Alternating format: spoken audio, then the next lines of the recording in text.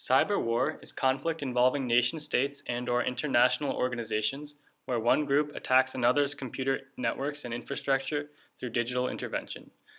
These attacks are designed to damage, destabilize, or steal from the opposing group.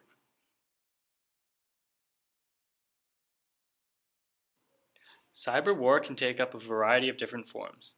Some of the most common forms include infrastructure attacks, where attackers use viruses and malware to shut down or sabotage vital infrastructure such as power grids or banking systems, and espionage, where hackers steal important data and information. To date, there have been a number of significant acts of cyberwar, and attacks are becoming more and more common.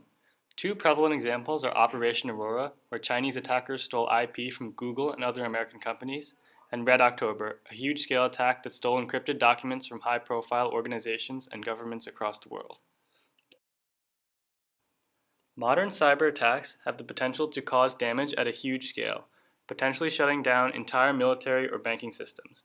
Additionally, these attacks have the potential to inflict physical damage as evidenced by a failed 2017 attack in Saudi Arabia designed to cause a massive explosion.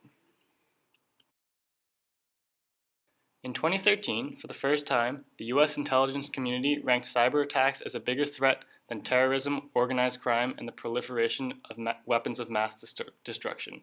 With known attacks coming from China, Russia, and North Korea, among others, cyber war is and will continue to be the greatest threat to national security in the U.S.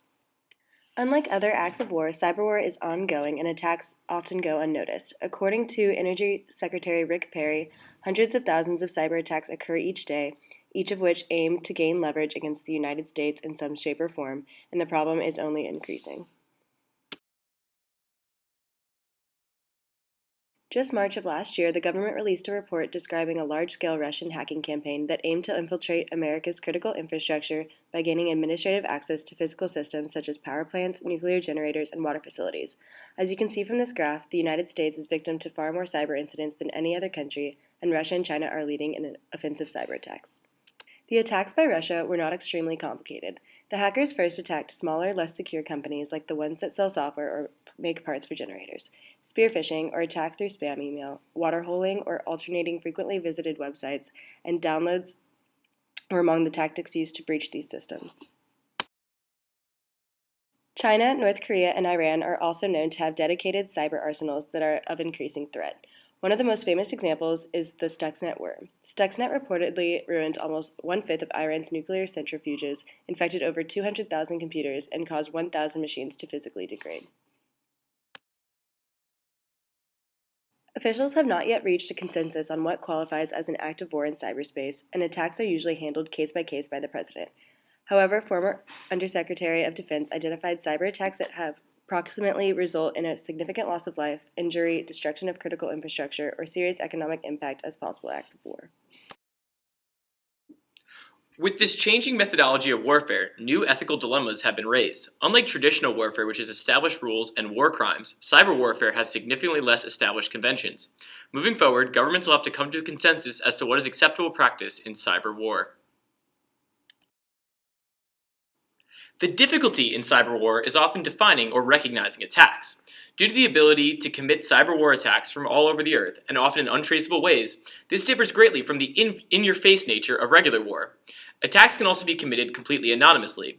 Countries being able to sabotage each other and deny completely that they were involved at all essentially changes the nature of warfare.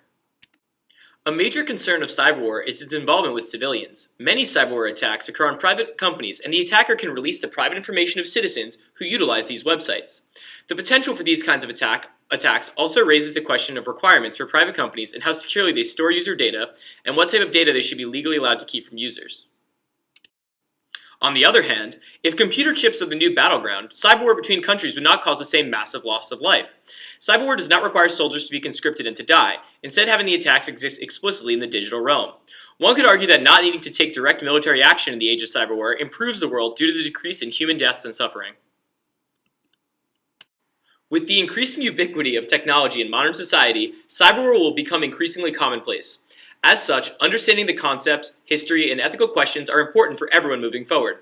Unfortunately, along with all the improvements which our advanced computing knowledge has given us, a new form of warfare has emerged, and how humanity grapples with this will be key to the future of our species.